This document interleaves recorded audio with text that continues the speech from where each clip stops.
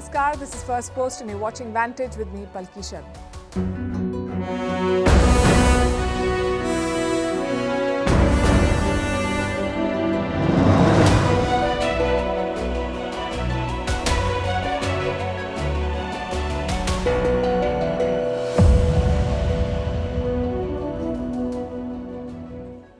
Our lead story tonight is about layoffs. Mass layoffs continue across the world.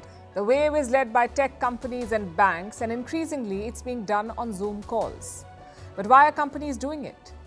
And what is the best way to fire people? Also, if you're an employee, what should you do? How should you prepare yourself? We'll discuss all of this and more. In the US, Donald Trump is one step closer to the top job. He's all but set to be the Republican presidential nominee. What does it say about US politics?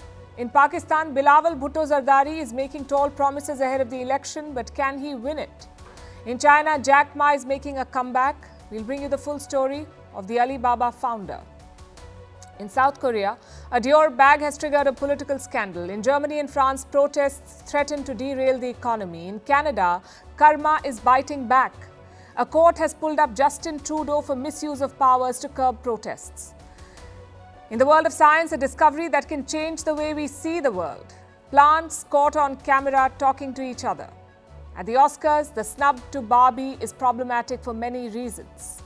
And a 99-year-old swimmer breaks 3 world records. If you need inspiration, this is the story for you. Age is indeed just a number. The headlines first. A Russian military plane crashes near Belgorod, killing all on board. The plane was carrying 65 Ukrainian prisoners of war for a swap. The cause of the crash is not yet clear, but Russia claims Ukraine shot down the plane near its border. Turkey finally approved Sweden's NATO membership. This comes after more than a year of delays. NATO chief Jens Stoltenberg welcomes the move. Now only Hungary stands in Stockholm's way to joining the military alliance.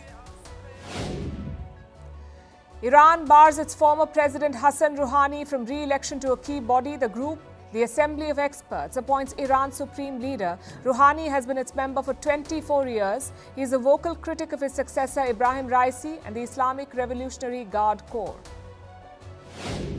Tanzania's opposition protests against electoral reforms. Thousands take to the streets to oppose proposed changes to the electoral laws. A year ago, the government had lifted a ban on rallies by the opposition. Today's demonstration was the largest since then. Things falling apart for Boeing quite literally. The nose wheel of a Boeing passenger jet falls off just before takeoff. The incident took place on a Delta Airlines flight with more than 180 people on board. Earlier this month, a door plug blew out mid-air on a different Boeing model. A Ukrainian tennis player is being investigated by her own country. Why? Because the 16-year-old shook hands with her Russian opponent at the Australian Open. And Saudi Arabia will open its first alcohol store, but it will only serve diplomats.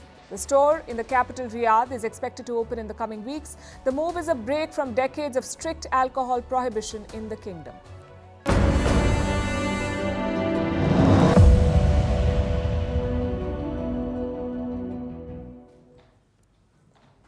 Do you know what's the latest work trend? Remote layoffs, the obvious sequel to remote work. This is how it plays out. You get an email from office, an invitation for a Zoom call. The agenda is not clear. When you join, you're told you're being laid off. And just like that, you no longer have a job. The first time this happened, the world was appalled. An online mortgage firm had fired 900 people. The CEO, who happened to be of Indian origin, was hauled over the coals for it. This was in 2021. Now it has become routine. The latest episode features journalists, employees of the Los Angeles Times, 115 of them. They were sacked this week over a Zoom call. Now this is a leading American newspaper, 142 years old, and this is the biggest layoff in its history. 1/4 of the newsroom staff has been let go of. Why? The paper suffered financial losses apparently. The owners could not afford these employees. So they were fired in the most brutal of ways. A mass layoff on one call, with chat disabled and no questions and answers taken. It was one-way communication. Now, layoffs per se are horrible, even traumatic. There is no nice way to do it. but you can be less vicious. And other companies should take note because a lot of them are firing people. eBay has sacked 1,000 employees, that's 9% of their staff. eBay is an online retailer. Their CEO says rising expenses are to blame for this. They've joined a growing list of companies announcing layoffs like Google, Amazon's Twitch and Audible, Discord, YouTube, TikTok. They've all laid off people the world over. Let me give you numbers from this month. Tech companies have fired 11,000 people, and the month is not over yet. The last 2 years were horrible for them. They saw waves of sackings. In 2022, 164,000 layoffs. In 2023, over 260,000. They were hoping for a better 2023, but it's not looking good so far, including for Indian companies. Just today, Tata Digital sacked 150 employees from CultFit. It's a fitness brand owned by Tata. This may continue for a while. For many companies, a survey was released recently. 100 tech CEOs were polled. They were asked about their plans for the year ahead. Do you know what they said? 55% said they're focusing on downsizing, optimizing costs and reducing the workforce. And this trend is not limited to the tech sector. Banks are in the same club. Citigroup has announced layoffs. 20,000 people, 20,000 employees are being laid off from Citigroup. It's a big number. And frankly, it makes no sense. Why are so many companies firing so many workers? The last year was full of uncertainties. Recession was looming. Inflation was getting out of hand. So companies were worried. But that's not the case anymore. Most experts have ruled out a global recession in 2024. As for inflation, the World Bank says it is under control. Plus, most of these companies are making handsome profits. Yet they're cutting jobs. Do you know why? To boost the bottom line. Yes, technology is disrupting the job market, but it's not the only factor at play. CEOs and managers are under pressure from investors, stockholders, venture capitalists. They're expected to deliver better balance sheets and bigger profits. Not once or twice, but every quarter. The targets keep stretching. It's like an endless cycle, so managers cut costs and lay off people. Where does that leave the employee? It's easy to see the downside of it. But why stress about what you cannot change? So let's try to look at the glass half full. There may be an opportunity for you here. Companies are looking to do more with less. So to survive in this market, you'll have to be versatile, upgrade yourself, take initiative, and deliver more than your KRA. If you're out of a job, give yourself a break, tell yourself it's not the end of the world, and prepare yourself for the next challenge. This job market is tough. There are more candidates than vacancies. So a new and colorful CV may only take you so far. What you need to do is invest in yourself, acquire new skills, and adapt. Who knows, something better is awaiting you.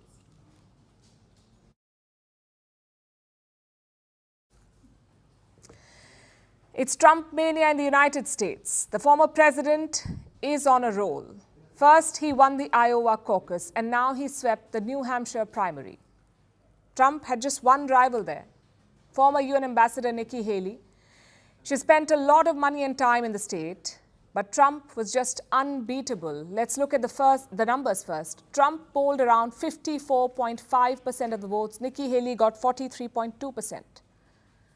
What does this mean for the presidential race? Well, Trump's nomination looks inevitable.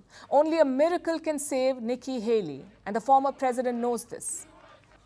Trump's speech in New Hampshire was very different from the one in Iowa. In Iowa, he called for unity, but this time, we saw the old Trump. No filters, no decorum. Listen in. And I really think this is time now for everybody, our country, to come together. We want to come together, whether it's Republican or Democrat or liberal or conservative. It would be so nice if we could come together and straighten out the world and straighten out the problems and straighten out all of the death and destruction that we're witnessing. They would not have done the damage that crooked Joe Biden has done to our wonderful country. They would not have done the damage. There's never been anything like it. And you say, are they stupid people? I don't think so, because nobody can cheat that well if they're stupid. Do they hate our country? They must hate our country. So Trump is on the charge. What about Nikki Haley? She's not giving up just yet. Next month is a South Carolina primary. Haley is betting on that. She served as South Carolina's governor from 2011 to 2017. So the hope is she will do better there. This race is far from over. There are dozens of states left to go.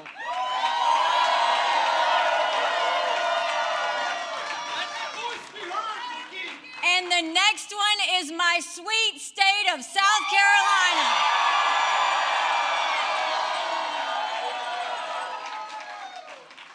At one point in this campaign, there were 14 of us running, and we were at 2% in the polls.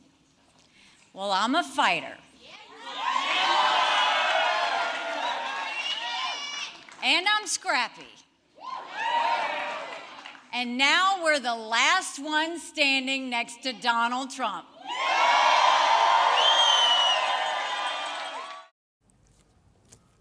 Confidence is good. But Haley's rival is a political giant, and that's our story tonight. Not the primary, not the Republican race, but Donald Trump. How is he still dominating American politics? Can he beat Joe Biden in November? Some trivia first. Only one US politician has served 2 non-consecutive terms as president, meaning he lost re-election, left the White House, then came back 4 years later and won again. And that was Grover Cleveland. A very different time, though. Cleveland was president in the late 1800s. Nowadays, losing presidents do not really wait around. You lose re-election, you leave. So Donald Trump is up against history. But his challenges do not end there. Trump also faces some 91 charges in multiple cases. They range from fraud to electoral manipulation. Some states are banning him from the ballot. Yet he's leading every poll. The question is how? What makes this 77-year-old, twice impeached former president so special? A couple of things. Number one, he's not just leading a political campaign, he is waging a cultural war. A sort of us versus them narrative. Whether it's on abortion or immigration or school textbooks or gender rights or homosexuality, Trump has tapped into the conservative mindset. Everyone else is the villain. Number two, the lack of alternatives.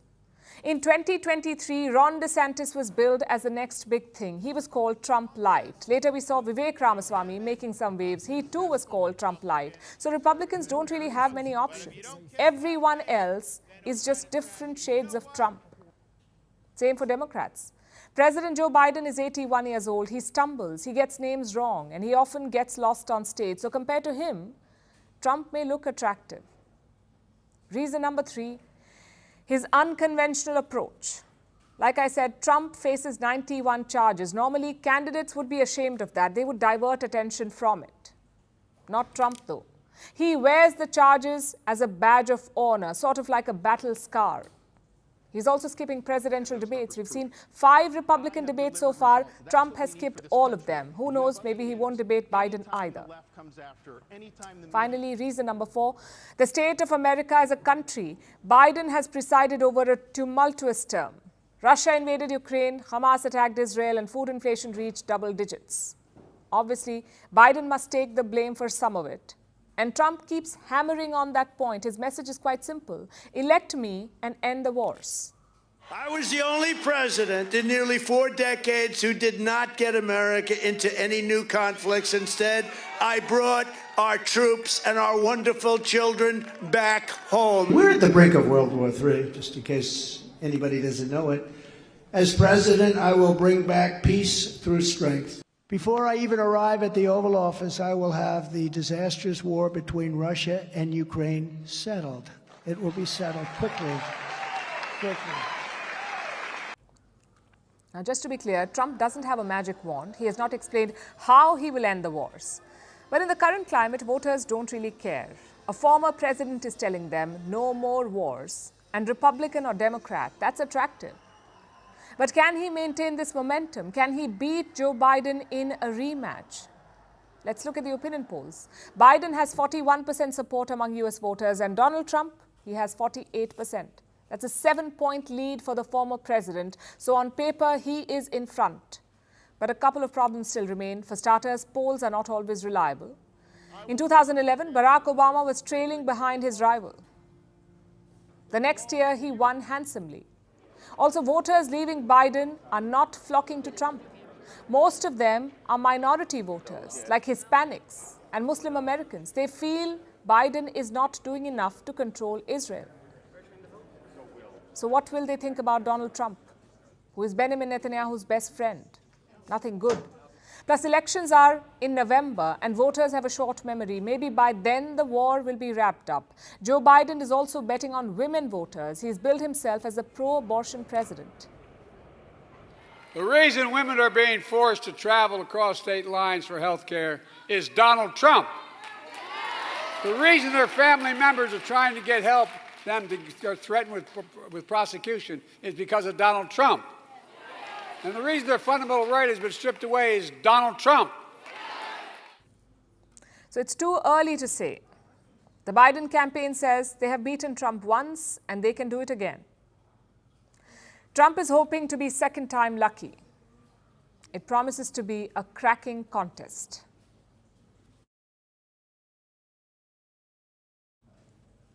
On to another election now. Nothing cracking or exciting about this one though. It's the election in Pakistan, or should I say selection. Polls will open on the 8th of February, but the results won't be a surprise. It's very clear that the army is supporting Nawaz Sharif. They want his party to win. That's the PMLN, that's the party, the Pakistan Muslim League Nawaz. But his rivals are not giving up, and I do not mean Imran Khan. I'm talking about Sharif's other rival, the PPP, the Pakistan People's Party, the party of the Bhutto Zardaris. Now, the PPP and the PMLN were allies. Nawaz Sharif and the Bhuttos, the Sharifs and the Bhuttos. Together, they had toppled Imran Khan. But this time, they're fighting separately, and leading the PPP is this man, Bilawal Bhutto Zardari. He's political royalty in Pakistan, the son of former Prime Minister Benazir Bhutto and former President Asif Ali Zardari, also the grandson of Zulfikar Ali Bhutto, former Prime Minister and President. And Bilawal Bhutto himself was foreign minister. But can he go one step ahead? Can he win the elections in Pakistan? Well, Bhutto certainly thinks so. He's campaigned much longer than his rivals. The PPP's campaign began in late December. Bhutto himself has visited almost 33 Pakistani towns. Compare that to the Sharifs. Their campaign started only last week. So Bhutto has invested more time and energy. And what's his pitch? Mainly two things. One, he's promising young leadership. 66% of Pakistan's population is under 30 years of age. Nawaz Sharif is 74. Imran Khan is 71. But Bilawal Bhutto is just 35 years old. So he says he understands the people better. Number two, a new politics. Bhutto says he will end the cycle of revenge in Pakistan. Listen to this.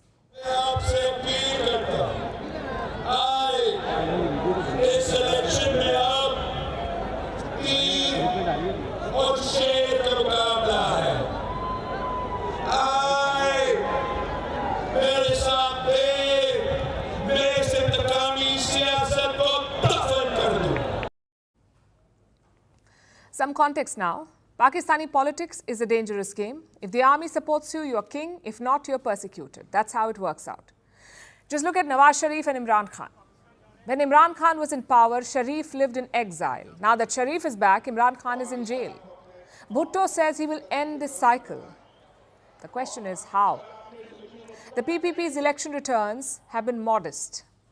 In 2013, they won just 42 out of 342 seats. In 2018, they improved slightly. From 42, they reached 54 out of 342. And both times, they came up second. So why should this time be any different? Well, Bilawal Bhutto has a plan. He says he's betting on independent politicians. I would prefer to form a Pakistan People's Party-led government with independent politicians. You know, lots of independent politicians, probably the highest in our history, are taking part in the coming elections. Aside from that, I think, unfortunately, both the Muslim League and the Tehreek-e-Insaf have proved that they are two sides of the same coin. Again, some context. Imran Khan's party, the PTI, has lost its election symbol, the bat. So some of their candidates are contesting as independents. And Bhutto is courting them. He knows that the PMLN, Sharif's party, their voters will not switch. But Imran Khan's voters may. His party is very different from the last elections. For starters, Imran Khan himself is in jail. His top leaders have left the party. The bat symbol is gone and there is no army support. So voting for the PTI is pointless, which is why Bilawal Bhutto is pursuing them. He has asked PTI supporters to vote for his party, the PPP. In return, he's made a promise. If he comes to power, all political prisoners will be released. And that's a big carrot to dangle. Some 10,000 PTI workers are in jail. They must have family and friends. So Bhutto's promise could be a game changer. Of course, all of this is based on an impossible assumption, the assumption that elections will be fair. Rest assured, they won't be. Even Bilawal Bhutto realizes this. Listen to his recent statement, I'm quoting, Nawaz Sharif is certainly giving the impression that he is relying on something other than the people of Pakistan to become Prime Minister for the fourth time. There is no impression here. It is the truth. Sharif is relying on the army to win, and if Bilawal Bhutto wants to play this game, he should accept it. There's no point talking about the youth or climate change or the politics of revenge. All that matters is the army. If the PPP does not accept that, they will remain where they are, number 2 in every election.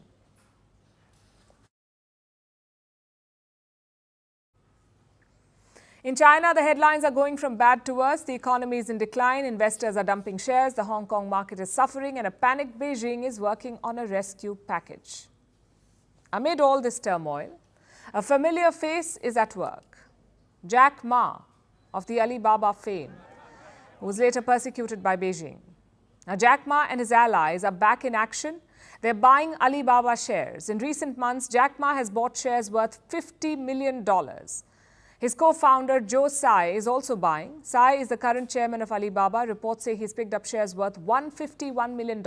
So taken together, the total investment is around $200 million. Alibaba, the company, is worth $171 billion. So a $200 million investment may seem small, yet it is creating a lot of buzz. There's curiosity over why Jack Ma and Joe Tsai are doing this. And they haven't spoken about it. But when founders reinvest in their own company, it usually means two things. One purpose is consolidation. After this purchase, Ma and Tsai have become Alibaba's largest shareholders. Do you know who held this position before? SoftBank, the Japanese investment giant. So now Jack Ma and Joe Tsai have replaced SoftBank, most likely to strengthen their grip on Alibaba, the company they built. That could be the first reason. The second one could be the business itself. Even if the investors have doubts, the founders believe in Alibaba's potential. So they buy some shares as a mark of confidence. And with this, Jack Ma and Joe Tsai could be sending a signal that despite all the upheaval, Alibaba remains strong. Which is also important because recent years have not been kind to this company. Beijing has targeted Alibaba. In 2021, Chinese officials fined it. They said Alibaba is behaving like a monopoly, so it was slapped with a fine, a whopping $2.8 billion. This was unprecedented. Never before had a company like Alibaba been hit with such a large fine, $2.8 billion. Beijing was targeting both the company and its founder, Jack Ma, the superstar CEO. The fine was in fact the second blow. The first was the targeting of the Ant Group, an affiliate of Alibaba, a financial services company. In 2020, the Ant Group was about to go public with the world's biggest IPO. The company was valued at over $300 billion, but China torpedoed it. Its crackdown tanked the IPO. Jack Ma came under scrutiny. He was forced to give up control of the Ant Group. And since that crackdown, Jack Ma has been out of public eye, in a self-imposed exile of sorts. Before the crackdown, he never shied away from the spotlight. He was famous for concerts like these. Every year, Jack Ma performed for his employees. He dressed up like famous rock stars, the likes of Michael Jackson. His performances were world famous. Jack Ma was China's most celebrated entrepreneur. Beijing's crackdown hit his reputation and pushed him out of the spotlight. So this share purchase is like a comeback of sorts. And the markets agree. When the news became public, Alibaba's share price shot up. It gained $13 billion in value. So in a sinking market, Alibaba shares are outliers. It's also a sign of confidence in Jack Ma. His name still carries weight. Though the same can't be said for China and its policymakers. Yesterday, news about a stimulus package broke. Beijing is planning a $278 billion fund to stabilize the markets. And this has been a long-standing demand of investors. They wanted direct intervention from Beijing. It may finally be happening, but will it be enough to win them back? We ask because investors are still skeptical. They believe this package is just temporary relief. They want more from Beijing. Everybody expected the government to help, to do something. Of course, in addition to the crackdown on the big tech, on tutor schools, there has been a big slump in the property markets. Property market has been in the doldrums for 2 years now, and many private developers are on the verge of bankruptcy. So the government only launched piecemeal assistance and piecemeal measures, and the market was really disappointed. So there's a trust deficit, and this is what you get when you persecute industry titans. China is just paying the price for the mistake of its leaders.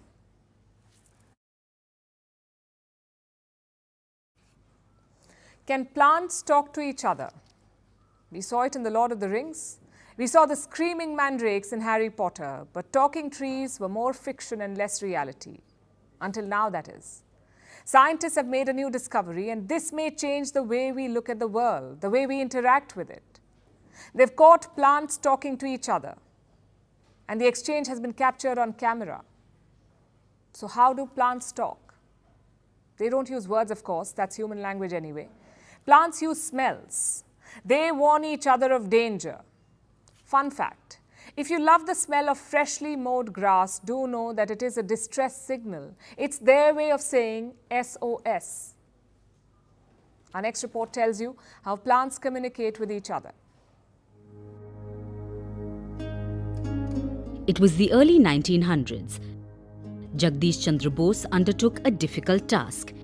He was a renowned scientist, the father of wireless communication. But Bose had a new challenge: to prove that plants can feel, that they are like any other living being. The idea is said to have come to him when he accidentally stepped on a Mimosa pudica plant, commonly known as the touch-me-not. Bose was surprised by the leaves folding, so he decided to investigate. What did he find? That plants can breathe, they can reproduce. More importantly, they can feel. Bose's discovery changed the way we look at plants. A century later, we have a long way.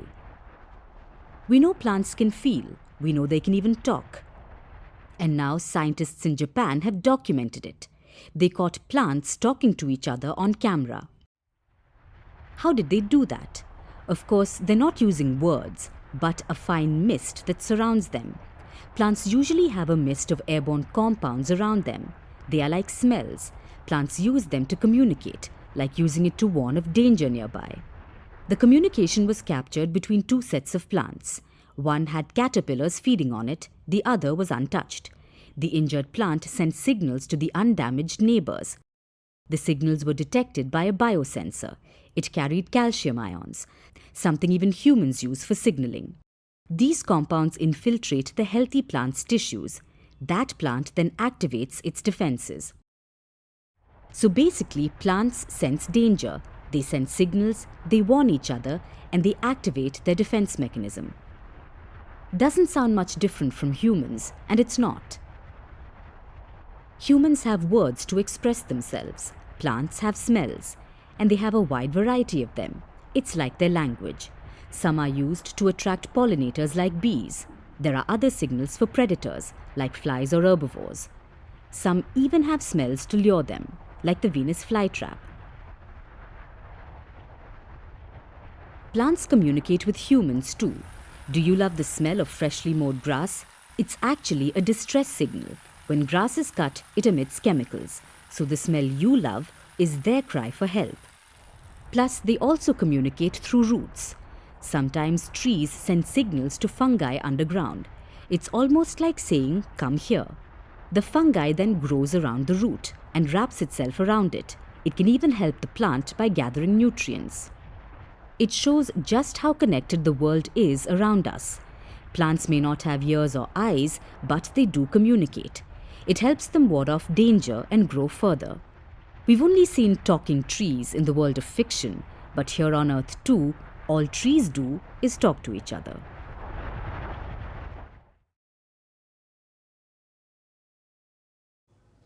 Our next story is from Western Europe, specifically Germany and France. Both nations are reeling under fresh protests which threaten to hurt their economies.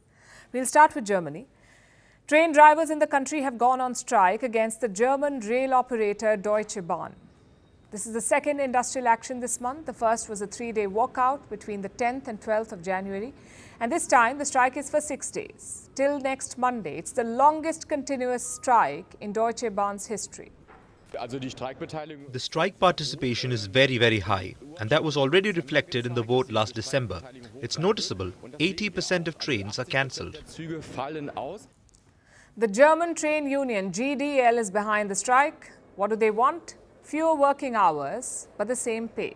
They've been pushing for this for months. Negotiations have been stalled. The last meeting took place in November, and neither side seems to be budging, hence the strike. It may or may not move the rail company, but it will bring rail transport in Germany to a grinding halt, and it may also derail the German economy. This 6-day GDL strike has massive implications on the economy. If you will, the GDL is also on strike against the economy in Germany and Europe. We recently discussed Germany's economy. It's in recession. The forecast is weak, and they may see back-to-back years of recession. And events like this train strike certainly won't help. The strike itself will not trigger a recession, but it will throw sand in the gears of an engine that is not running smoothly anyway. And all of us know that we are currently facing a number of burdens. We really don't need this on top. He spoke about a number of burdens. One of them is the German farmers' protest. German farmers have brought their tractors to the streets. They've been surrounding major cities, demanding agricultural subsidies. And this form of protest seems to have spread across the border to neighboring France. Farmers in France are also protesting. In southern France, they've blocked major roads with tractors. They say they're fighting to protect their profession and that agriculture is becoming unsustainable because of what they call excessive green regulation. These are basically new rules meant to combat climate change, like the removal of subsidies on diesel for agriculture. Of course, farmers don't like it. Biggest agricultural producer, France has thousands of independent meat, dairy and wine producers. They say that increased green regulation is driving up costs, and this is driving them out of business. The French farmers are directing their anger at the government, and not just the French government. The anger is great, it runs deep. The crisis is deep, and everywhere in France today, we need to be heard by our politicians, by our government. But above all, we need to move at the European level. EU regulations have angered farmers in both France and Germany, so the EU is being blamed for their troubles. Elections will be held in June for the European Parliament, and as the polls approach, these protesters are hoping to find political support. It's a challenge that Europe cannot wish away. Unless they find a way to quell public anger, more protests will spring up in the coming months. And all this unrest will continue to rock Europe's faltering economy.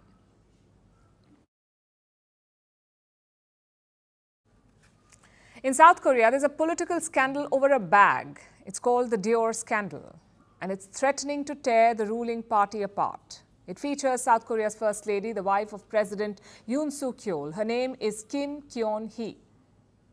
But she's now being called South Korea's Marie Antoinette, all because of a gift she received, a Lady Dior bag given to her in 2022, and the exchange was recorded with a hidden camera. The video was published a few months ago, and the scandal has rocked the country's ruling party. It has pitted the president against his party leaders, and it threatens to hurt the party ahead of April's election. Here's our report. Marie Antoinette, the queen who helped set off the French Revolution. When told that French peasants couldn't afford bread, she famously declared, "Let them eat cake." What does the current First Lady of South Korea have in common with this historical queen? Well, apparently, like Marie Antoinette, Kim Kyun-hee may just bring about a revolution. That is what some of her husband's party members seem to think. South Korean President Yoon Suk-yeol is in a tough spot. He has to choose between supporting his party or supporting his wife. All over a $2,250 Lady Dior handbag. Back in September 2022, a transaction was secretly recorded. It's what Indians call a sting operation. A Korean-American pastor went to meet First Lady Kim Kyun-hee. He could arrange the meeting partly because of connections with her family, but allegedly also because he promised to bring her a gift. The pastor bought a Dior bag worth 3 million South Korean won. That's about 2,250 USD. He even recorded the purchase and the price tag. Next, the pastor went to meet the First Lady at her office. He gave her the bag, said it was a gift, and she accepted it before proceeding with the meeting. This was in September 2022, but the video went viral last November. It was edited and uploaded by a South Korean liberal news channel, and that has set off a political storm. Initially, the president's People Power Party refused to entertain it. They said it was a setup. The secret recording amounted to entrapment. And some party supporters agree with this. But many are asking, why did the First Lady accept the expensive gift? There is a South Korean anti-corruption law. It says that no public servant or their spouse can accept a single gift worth more than 1 million won. That's about $750 US. And they can't take gifts worth 3 million won or $2,250 from one person in a year. The South Korean First Lady broke both rules at once, which is what puts President Yoon Suk-yeol in a bind. He insists that the bag is being managed and stored as a property of the government. But the explanation isn't making the scandal die down. Instead, it is making headlines across South Korea. And now the president's party members seem to be turning on him. The acting leader of the People Power Party recently said the scandal could be a matter of public concern. It sparked a row with the president, who wanted him to step down. That spat has been resolved, but last week another party member likened the First Lady to Marie Antoinette. The whole issue is getting embarrassing for the president, and it shows rifts forming in the ruling party, which puts them at a disadvantage ahead of the legislative election in April. While Yoon Suk-yeol will stay president till 2027, his party is already in the minority in parliament. The Dior Scandal risks blowing their chance to flip South Korea's National Assembly, which is why the president is publicly trying to mend ties with his rebel party members. But will this work? Will it be enough to sway voter sentiment? Or will the First Lady's Dior bag become as infamous as Marie Antoinette's cake and bring down the regime?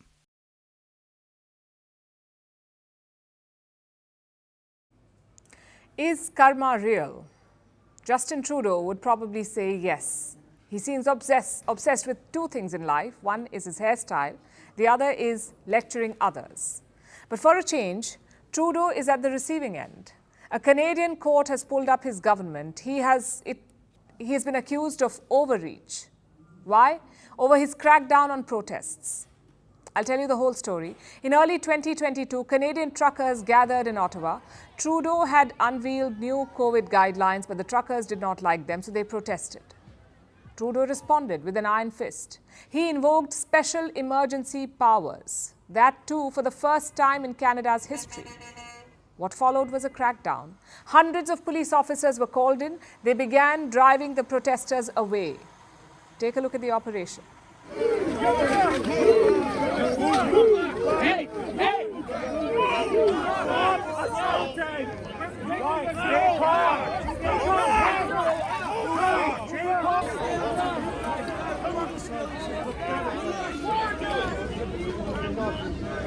Shame on you!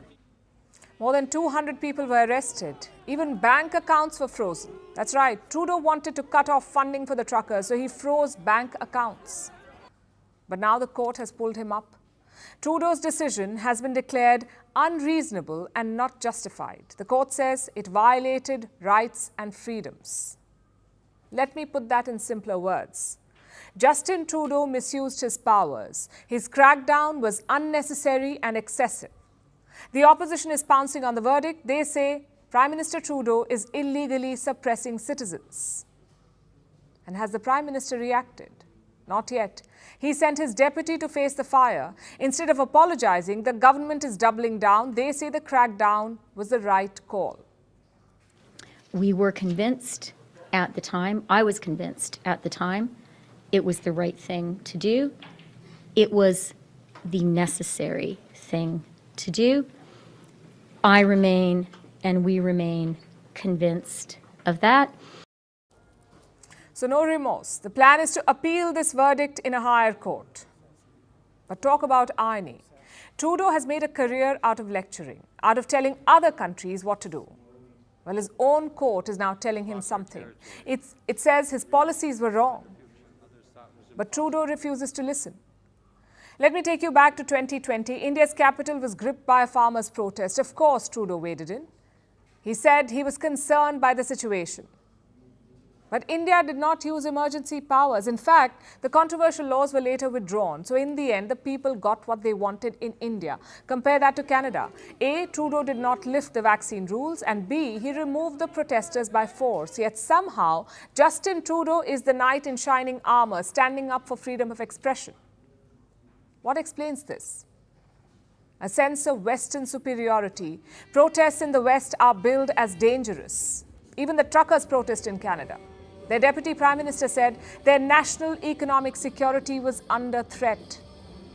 So crackdowns are fine. But elsewhere, protests are not dangerous. They are depicted as peaceful shows of dissent, so no crackdowns.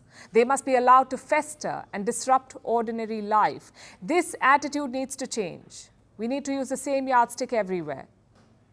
Let's hope Canadian courts can make Justin Trudeau understand that.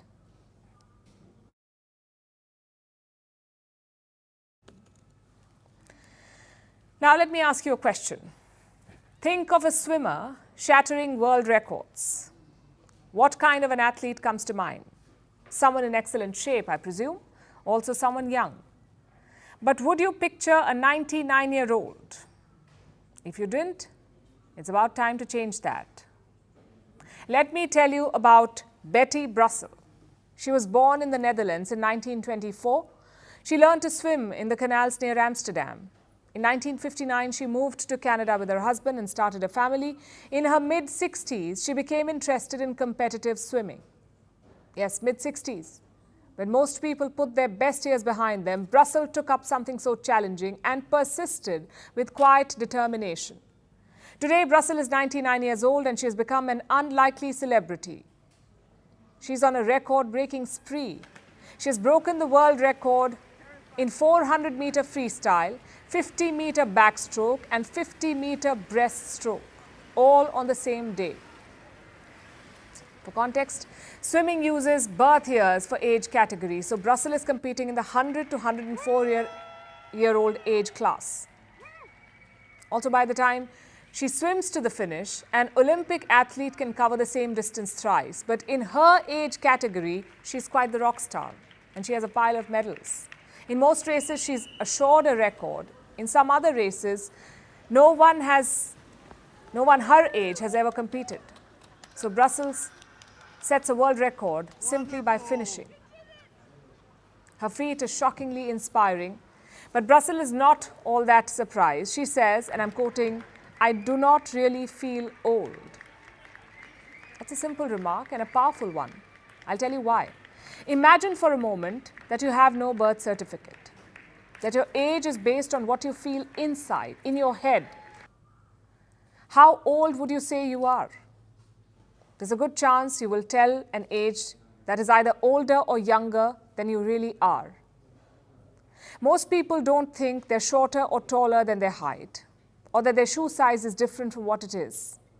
But we don't experience aging the same way. When it comes to age, people can come up with varied numbers. It is bizarre, but fairly common, and it's fascinating to scientists. They call it subjective age. It is a state of people's physical and mental health, and it proves why some flourish as they age, while others fade. It is true that aging makes people more susceptible to diseases.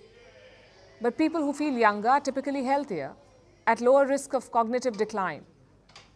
They're more psychologically resilient too. They feel they're more capable. Because if you mentally view yourself as younger, you believe you have a few pivots left.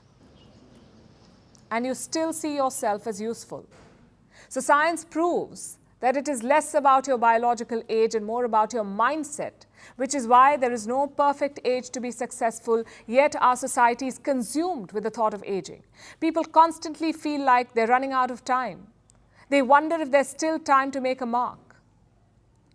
And why won't they? Anti-aging creams are marketed as fairy dust, and 30 under 30 lists are thrust down our throats. But remember, age is a double-edged sword. It harms the old by erasing their ambitions and achievements, just as it hurts the young by putting unrealistic pressure on them. When it is not a marker for success, creativity, or passion. For every Mozart who composed his first symphony at the age of 8, there is a Ruth Bader Ginsburg, the late American Supreme Court Justice who stayed on the bench until her death at the age of 87. Or Yuichiro Miura of Japan, who climbed Mount Everest at the age of 80. And just as we had Bhagat Singh, a revolutionary Indian freedom fighter in his early 20s, we also had Mahatma Gandhi, who fought for India's freedom till the age of 78. So the bottom line is this: whether you're older, younger, or Paul Rudd, who's probably not aging at all, when age becomes the benchmark for success, everyone loses out. So when they say that age is just a number, they're not kidding.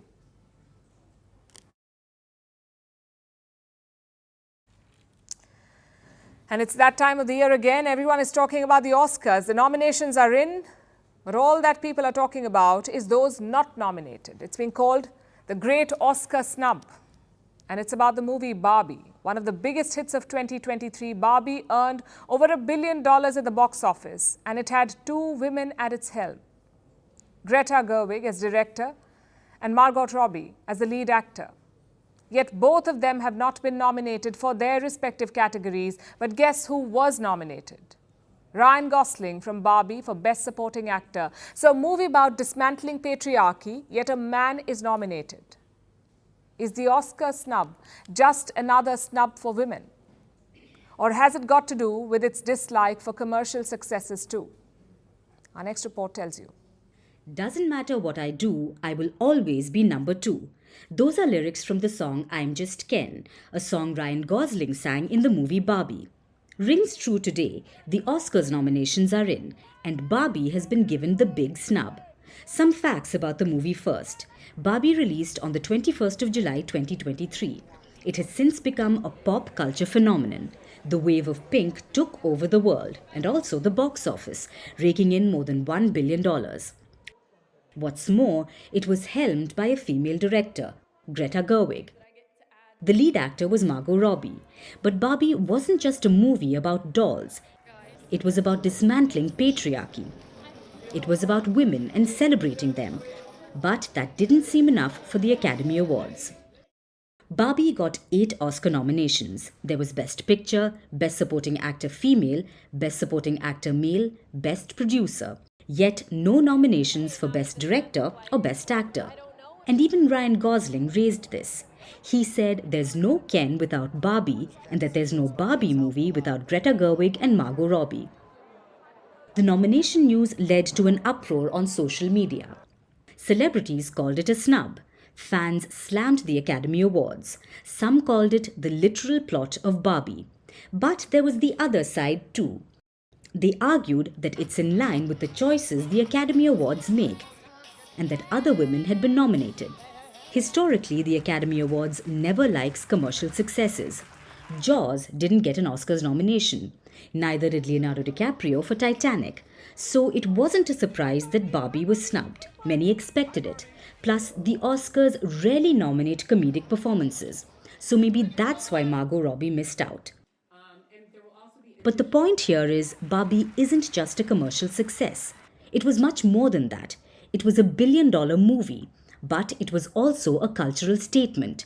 It was a movie about a doll, but it also had a social message that made it a one-of-a-kind phenomenon. And the Academy Awards could have recognized that. After all, sexism in Hollywood isn't new. In 2017, out of the top 250 films, 88% had no female directors, 83% had no female writers, and 96% had no female cinematographers. In the top movies of 2018, women protagonists were 4 times more likely than men to be shown naked. 94% of women in Hollywood experience sexual harassment or assault. Plus, the Academy Awards doesn't have a great track record. They may have snubbed commercial successes, but they've snubbed women too. In 1977, Lena Wertmuller became the first woman to be nominated for Best Director. It was 48 years after the Academy Awards started. Even then, she didn't win. The first win for a woman director came in 2010. It was Catherine Bigelow for The Hurt Locker. Only 3 women in Oscars history have won Best Director: Catherine Bigelow, Chloe Zhao, and Jane Campion. So the Oscars may not have liked Barbie. Many Academy members called it a movie about a toy. But what they got wrong here is the optics. The Oscars had an opportunity here to correct historic wrongs, to give commercially successful movies a chance. But it looks like they missed the cue here. So while Barbie was ready to party, the Oscars cancelled it. Now it's time for Vantage Shots, images that tell the story. In the Marshall Islands, rogue waves hit a remote US army base, destroying buildings. In Serbia, helicopters were deployed to fight a blaze at a shopping mall. And frozen lakes have become ice hockey arenas for youth in Kyrgyzstan. Finally, we're taking you back in history. On this day in 1966, an Air India flight 101 from Bombay to London crashed near the Mont Blanc summit. The crash killed all 117 passengers on board. Among the victims was Homi Bhabha, the founder of India's nuclear program. We're leaving you on that note. Thanks for watching. We'll see you tomorrow.